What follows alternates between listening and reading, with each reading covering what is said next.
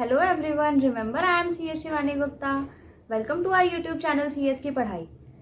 Last video में हमने देखा था concept of Salomon versus Salomon, जो कि बेस्ड था कॉर्पोरेट पर्सनालिटी के कॉन्सेप्ट पर, और उसमें बताया गया था कि कंपनी एक सेपरेट लीगल एंटिटी होती है। अब उसका एक इम्पॉर्टेंट सेकंड केस लॉ है, Lee versus Lee Air Farming company limited. उससे रिलेटेड हम केस लॉ डिस्कस करते हैं। Let's start with the case law.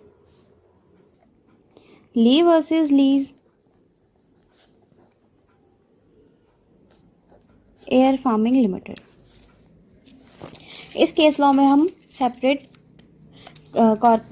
Personality का कॉन्सेप्ट दोबारा से एक बार देखेंगे।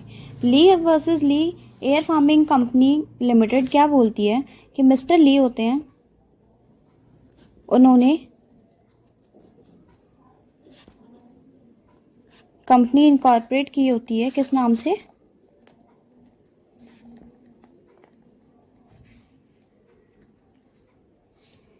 Lease air farming limited. इस कंपनी में शेयर होल्डिंग होती है मिस्टर ली की। All shares except one. Mister Lee ने खुद को सारे शेयर्स अलॉट कर दिए होते हैं एक्सेप्ट वन, यानी one share holder is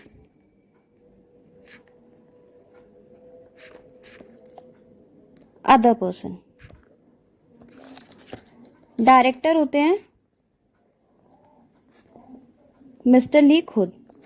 because of उनके पास मेजॉरिटी शेयर होल्डिंग है, इसलिए उन्होंने खुद को वोट करके मेजॉरिटी शेयर होल्डिंग से वोट करके खुद को MD अपॉइंट कर लिया था उस कंपनी में, और उस MD की पोजीशन से उन्होंने खुद को चीफ पायलट अपॉइंट कर लिया था वहां पे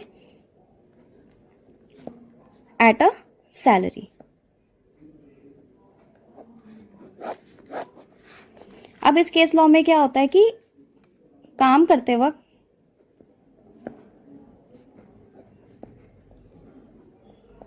एयर क्रैश में इनकी डेथ हो जाती है।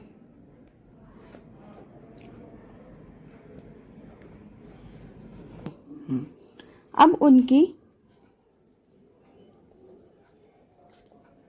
विडो वाइफ क्लेम करती हैं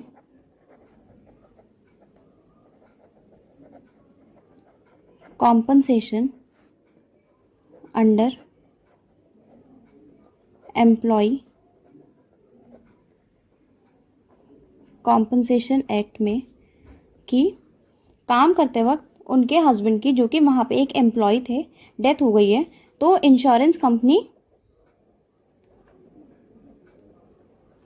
पे करे क्लेम, क्योंकि कंपनी ने सारे एम्प्लॉयज का इंश्योरेंस करवाया हुआ था, और वो इंश्योरेंस एनफोर्सेबल होता है अंडर एम्प्लॉय कॉम्पनसेशन एक्ट में कि अगर काम करते वक्त किसी भी एम्प्लॉय की डेथ हो जाती है तो इंश्योरेंस कंपनी को under employ compensation act insurance pay किया जाना चाहिए। कंपनी क्लेम अपोज कर देती है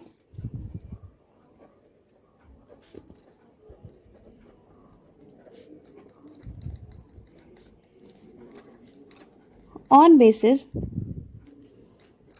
कि कंपनी भी मिस्टर ली की थी और वो उसमें खुद ही शेयर होल्डर थे, डायरेक्टर थे, चीफ पायलट थे, तो वो एम्प्लॉयर भी वही हैं और एम्प्लॉय भी वही हैं, तो एक ही बंदा सेम नहीं हो सकता। इसलिए कंपनी अपोज करती है क्लेम कि उनकी वाइफ को क्लेम नहीं मिलना चाहिए। जब यह केस कोर्ट में जाता है तो फिर कोर्ट की डिसीजन आती है कि कंपनी एक अलग पर्सनालिटी है और मिस्टर ली एक अलग पर्सनालिटी है, और उनके बीच में मास्टर और सर्वेंट का रिलेशनशिप है, और उनको क्लेम मिलेगा, और कंपनी ही क्लेम देगी, क्योंकि इसमें कौन सा कॉन्सेप्ट अप्लाई हो रहा है? Corporate personality and company is a separate legal entity. फिर जब ये केस लॉ आता है तो कैलकाटा हाई कोर्ट की जो लास्ट जजमेंट आई है सैलोमन वर्सेस सैलोमन, उसको रेफर किया जाता है इस केस में, कि इस वाले केस में और उस वाले केस में सेम कॉन्सेप्ट अप्लाई होता है कि कंपनी और शेयर होल्डर्स और मेंबर्स एक अलग अलग सेपरेट लीगल एंटिटी है, उनकी एक अपनी सेपरेट पर्सनालिटी है, और उनको जोड़कर क्लेम लेते वक्त उनको जोड़कर नहीं देखा जाएगा कि ये कंपनी किसकी थी और कौन उसको रन कर रहा था। तो आई होप गाइज आपको ये वाला कॉन्सेप्ट क्लियर हो गया होगा कि कंपनी की एक अलग सेपरेट पर्सनैलिटी होती है और शेयर होल्डर्स की और मेंबर्स की एक अलग सेपरेट लीगल पर्सनैलिटी होती है। सो गाइज यहाँ पे हम अपना कॉन्सेप्ट वाइंड अप करते हैं, कैरेक्टरिस्टिक्स ऑफ कंपनी, और उसका एक जो छोटा सा पार्ट था कॉर्पोरेट पर्सनालिटी का, वो भी कॉन्सेप्ट हम अपना यहाँ पे वाइंड अप करते हैं। आई होप आपको ये ली वर्सेस ली की केस स्टडी समझ में आई होगी और आपने इसको मेरे साथ थोड़ा एंजॉयबल तरीके से पढ़ा होगा। Thank you for that. And जितना भी मैंने कुछ आपको पढ़ाया है वो सब आपको आपके आईसीएसआई के मॉड्यूल में मिल जाएगा, चैप्टर 1 में। तो आप वर्डिंग्स के लिए प्रॉपर देखने के लिए उसमें से आप उसको रेफर कर सकते हैं।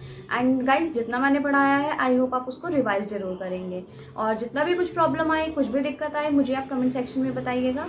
एंड इन केस मेरी वीडियो समझ में आई है और अच्छी लगी है तो उसको आप लाइक, सब्सक्राइब एंड शेयर जरूर कीजिएगा। Thank you.